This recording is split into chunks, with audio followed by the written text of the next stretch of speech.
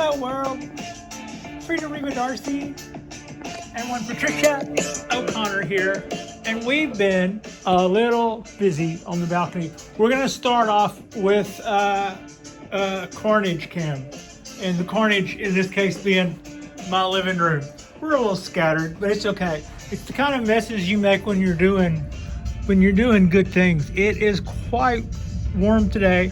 Not as hot as it's been earlier in the summer warm, but we finally got some fall-like weather, and then today it got a little warmer. We're probably getting near 80, but it feels a little hotter because we're already a little less used to it. Look at there. I have a new rack that I have procured, and this is increasing. This is increasing our grow area. This is increasing our shelf space, more room for more trees. Speaking of more trees, I have 10 more Japanese black pines on their way. They're currently hanging out with the ag people, I think in Oregon. And since how I am near San Francisco, it should not take those guys as long to get here as it took the last guys to get here. And I would be willing to bet the numbers are going to be closer to 10 than they were from the trees that came from Florida. It's just a hunch, but we're going to see. Anyway, we got space now that we're not using right here. This could be another flat of things. We got trees here. We got room for more trees here. We got seed pot trays laid out waiting for little seed pots, and we've got a little seed pot collection started and more on the way. So yeah, I gotta say I'm pretty stoked. We're not like absolutely going like some major huge growing operation, but you know, in keeping with this being a mere balcony, I think we've pretty well got it going on and given ourselves a little room to grow here.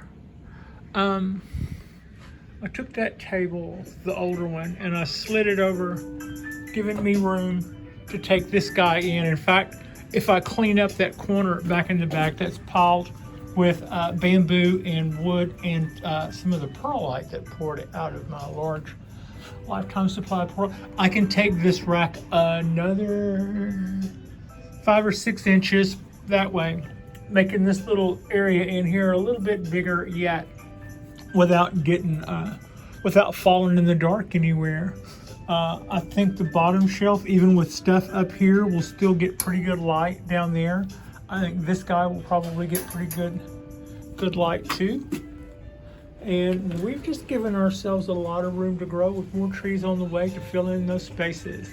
So I have to say I am fairly excited with that. So these trees, when they came to me, were already a little yellow, having hung out for quite some time in the dark and a little beat. I think from here on out, they should probably be happier. They're in some good substrate and their little world's getting better. I had an accident with this tree. I brought it back out and set it in that tray with my other show hens and mame trees.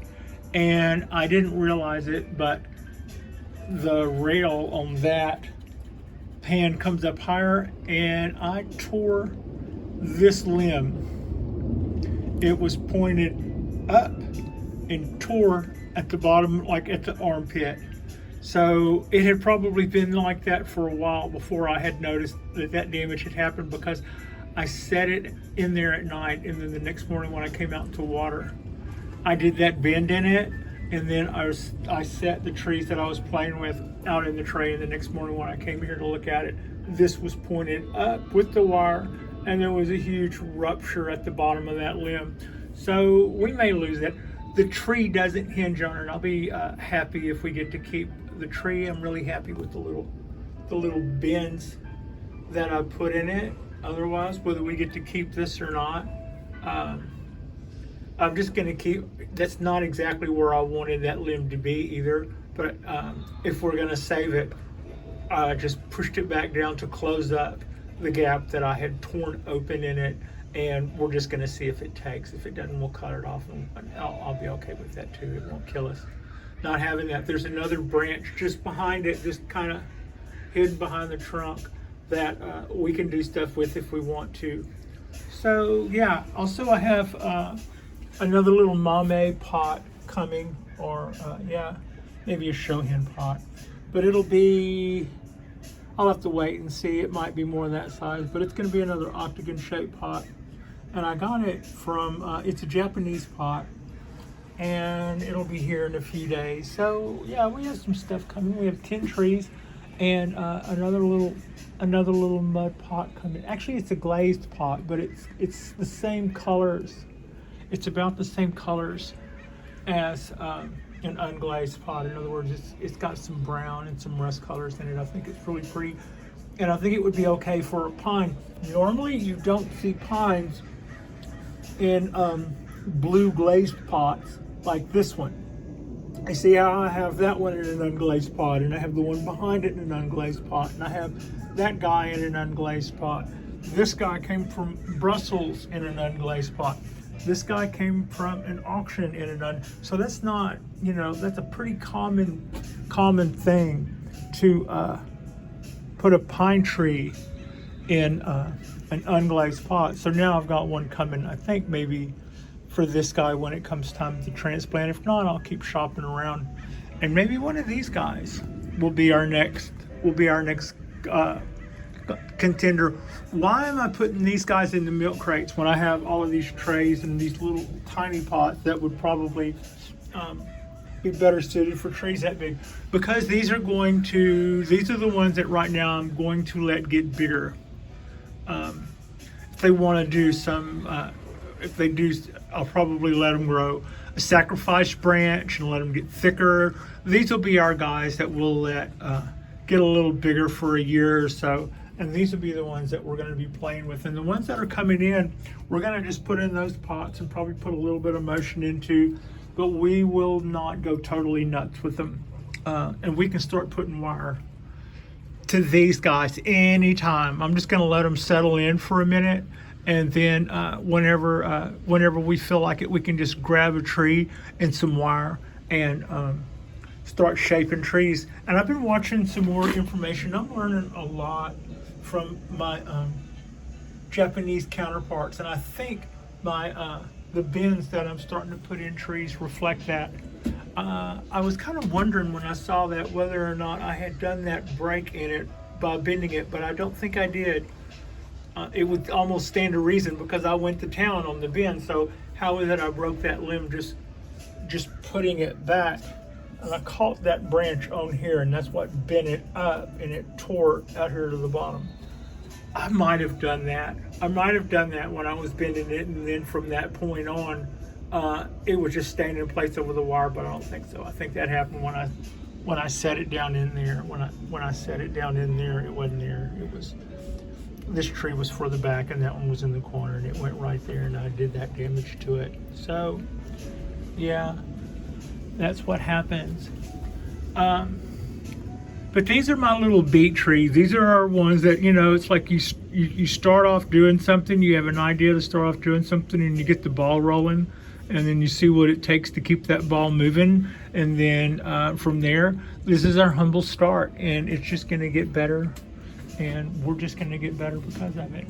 I'll move my lemon cypress out to the rail. My cork Park oak is looking really nice. It's hasn't shown any ill effects from our little bit of prune back the other day. We'll probably get more ramification out of it at some point this winter when it slows down a little. It's an evergreen, so it's not going to do any big leaf drop. But in this winter, I'll probably do a little bit of a restyle, cut some of those branches back to where we can see inside of them a little better, and clean it up a little bit. Right now, I think it's awesome that we have all of those little tiny branches and all those tiny little choices and all that stuff bushing out everywhere. We're getting away from all of these long rainbow bends with not a lot in between, one on either side there. So we've come a long way towards learning how to get this thing to grow branches, and then learning what it is we wanted to do with them, and learning what to do to them to get them to bifurcate out once we get the ball rolling.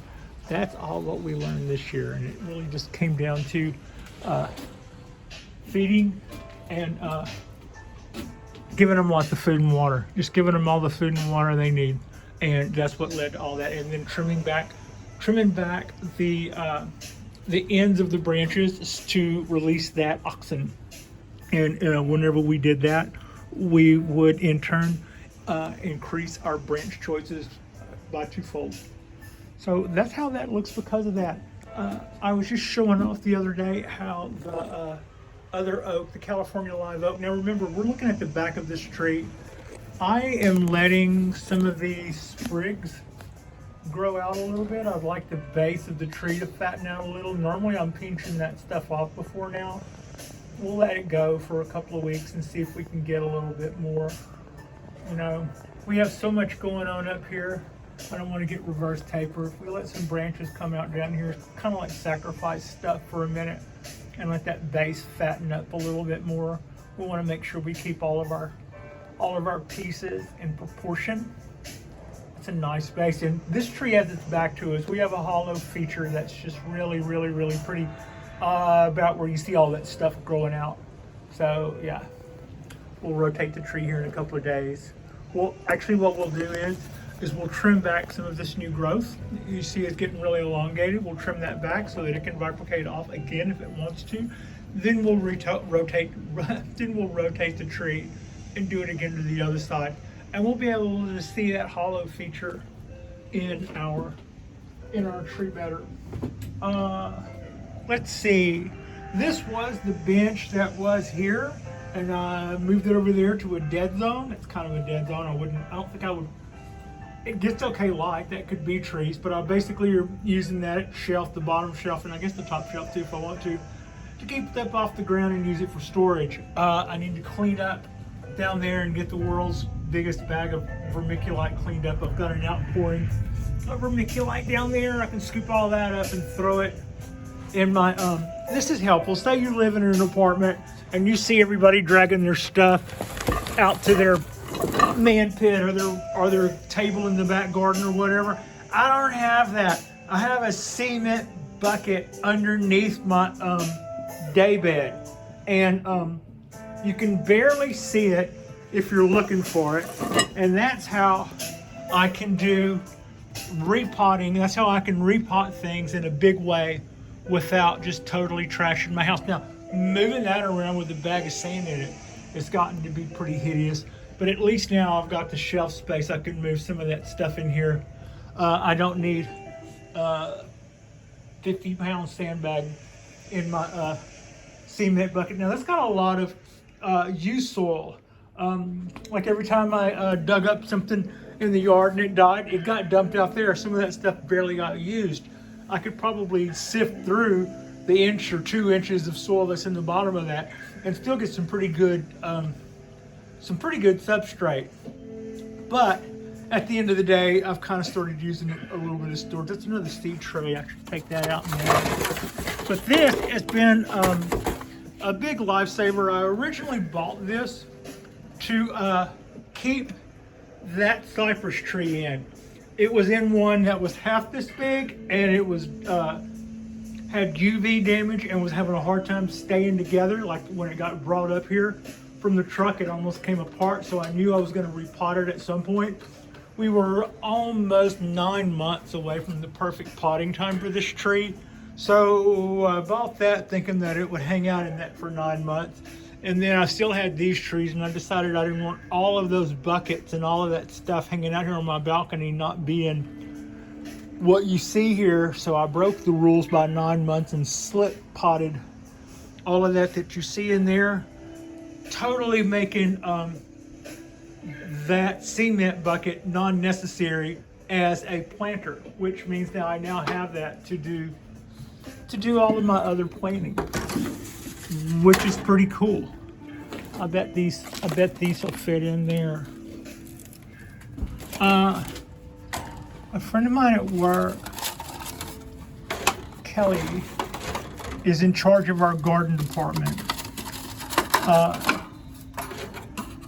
When I hired on, I figured it might come up at some point that I was doing bonsai, and I didn't want them to say, oh, that would be perfect for our garden department. Not that bonsai wouldn't. I would jump on that if they needed me to make a bonsai department in that store. But what I'm saying is the garden department is also the department that has to sell pesticides and mouse tape, and I'm trying to separate these cups with the same hand that I'm holding the phone, and I'm just doing a mess of both of it. Yeah, those little pots fit in there really good, so perfect. So I might get more of those. That stuff comes in, they transplant some of it into little decorative, succulents and stuff. They'll make little group plantings of that, or Kelly will, for the store. And then, okay, I'm going to stop jostling that around. We'll just say it. I have 2 more to go right there. So yeah, that's our little start. This is all room for more trees, and they're all mostly going to be, as far as I know, so far they're all going to be Japanese black pine. I started sniffing around and asking about Japanese red pines, because if you know how to do Japanese black pines, you probably know how to do Japanese black pines. I remember asking somebody who was a bit of an authority on the pine trees, and I don't remember exactly what they said, but I remember what I said. I remember going, oh, screw that. So there was something they were saying that they don't do as well here, or they're not as happy in our zone, or I don't remember what it was. There was something that I went, okay, and didn't give it a second thought. I didn't even commit to memory what it was. And it's normally not like me, but so we're gonna do a ton of Japanese black pines, and I have seen where I could also acquire ponderosas, but tiny little trees with huge cat whiskers like needles aren't as fascinating to me as much as I like. I mean, I like this guy, but that's a 26-year-old tree, and it's also a Yamadori, and it's also a literati. I mean, it just checks all the really cool boxes for me. So I don't think I'm as crazy about growing 20 little ponderosas. But you never say never. I could also be getting white pines. I don't think they're bark. I don't think they do that same plating. Now, let's get real. If I'm talking about seedlings, I'm not going to see any plates of bark for, a lot of years anyway. Like, I believe the thing works. It takes like 10 to 20 years for a pine tree to make bark, 20 to 30 before the bark has encompassed. If it's totally encompassed the trunk, the tree is going to be 20 to 30 years old. If it's encroaching on the limbs, you're looking at 30 plus.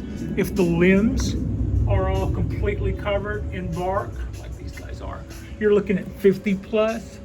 And this is a 76-year-old Japanese black pine.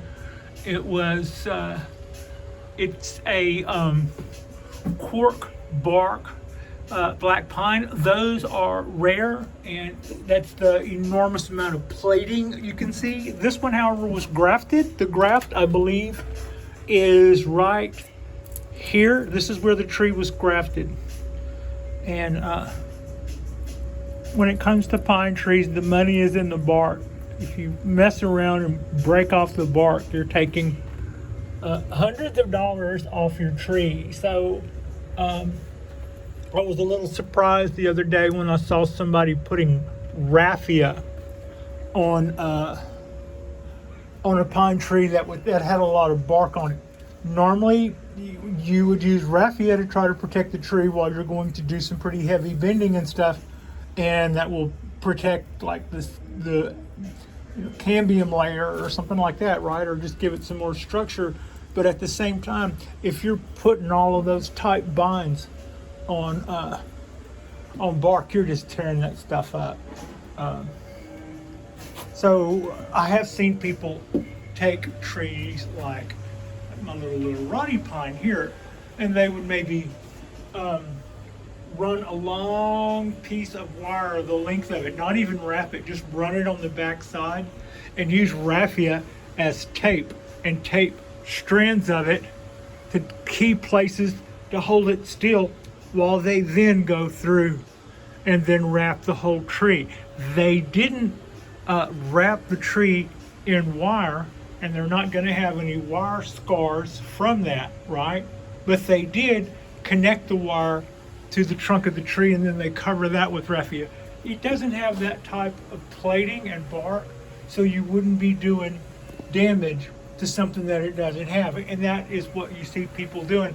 So when I did see somebody taking a tree that looked a little bit more like this guy with dragging bark all over it, and then started wrapping it up with raffia, and every so often they would put a 1/2 inch in it to keep it tight. I just thought that was, I guess I have a lot to learn. Anyway, this is our short little video. We have 10 more pine trees coming. We have a few more pots coming. We just acquired a ton of more grow space for our little trees, and we have more little trees starting to trickle in to fill that space. So I see us doing quite a bit of pine work this fall and this winter. Also being fall and winter, even though it doesn't feel totally like fall and winter, we are going to disperse the rest. We're going to disperse biogold to everybody that doesn't currently have some. In other words, the pine trees that were a little bit more refined, those guys hadn't been getting fed now. Now it's time to start feeding them. It doesn't feel like fall, but it is. The daylight are telling the trees that it's fall. I've got my lights backed off a little bit more now, so I always make sure that my lights go off an hour at least before sundown, boom, on cue, and a couple of hours after sunup. It's really important to me that the trees know what time of day and what time of year it is, what time of the month it is, based on the actual sun, and not my trying to stay on top of some sort of lighting cycle, which is what, you know, trees produce and give up hormones all day long based on seasonal temps, nightly temps. You know, all their little cues tell them to make or store or cast stuff off. So we want to make sure that our lights aren't influencing the trees in ways that we haven't got a handle on. Let the sun do that. They've been kind of working together for a few million years now. I think they probably have it. All right. Like and subscribe if you guys have not already. I'm pretty excited about what we have to continue to roll on, and roll on we will. I appreciate you. Frida, Reba Darcy appreciates you. And I'm also looking forward to the colors that we're going to see on these trees. Having allowed them to grow out this much, they are going to be they're going to be kind of spectacular, more so than any other time of the year, when all of that stuff that's currently green turns that beautiful golden kind of, and then goes from there to a red rust color. I'm really looking forward to that, and then I'm really looking forward to getting to shape these things. I've spent a whole year of hands off for the most part, except for a couple of little moments where. So the whole thing with that is, one, we don't want to grow anything that's going to be like two limbs right across from one another. No bicycle handlebars. No 3 branches all on the same level to cause anything to get elongated or extra fat. Barring those things that would cause us to get misshapen, we just let everything else grow out. If it won't cause a problem in the shape of the tree that we intend to make in the future, we're just letting it go until it makes all the sugar and starches and all the green and all the everything that it's going to make. And then when the tree finally stops for the year, we're going to cut everything back to the branches that we want to keep, and then the branches that we want to keep, we're going to cut back to a length that will cause them to bifurcate off and give us more bifurcation and more foliage next spring. So that's kind of how that'll roll. I'm pretty excited about the work we did to this tree. We made a big gain. It's also going to take me 2 years. These guys have a 2-year head start on this guy. There's no two ways around it. As does this and as does that. But that right there, that one move with this new little leader was the coup de grace that will keep our main piece, our center tree, looking pretty righteous throughout this grow. This leader is replacing one that was, remember, that was way out here. So this was going to be some huge bulbous knot coming out of the tree. And as this would have grown even farther out, it probably would have always stayed there and looked like that. So I feel good about now we've started cutting that back. We can cut that back even more as this does, and it envelops a little bit. We can trim it to shape to make it disappear and let it roll over. Really happy with all of that. And so yeah, finally got to water my ponderosa today. It hadn't been watered in a while with the cooler temperatures. It moves really slow. So sometimes you water it and then you kind of rake back the stuff and you go, yep, it's still wet down there, and everything else dries up, and then you kind of rake it back and you go, wow, it's still wet down there. So I finally got to water it. It's looking good. I pruned, did a little needle plucking and got rid of a lot of the older needles, which kind of gives it that little sparse literati look that we like so well. It won't stay that way forever. It's putting out so many new little buds and shoots from its feeding and watering that in a minute it will look a little overgrown, and we're going to be okay with that too, because it is also a part of shaping this tree and keeping it happy. Yeah, nifty stinko and all that stuff. So yeah, thank you so much. See if I can back up and give you a good shot of this balcony without tripping over tools. Nope, can't. Tripped over tools. All right, thank you so much for watching.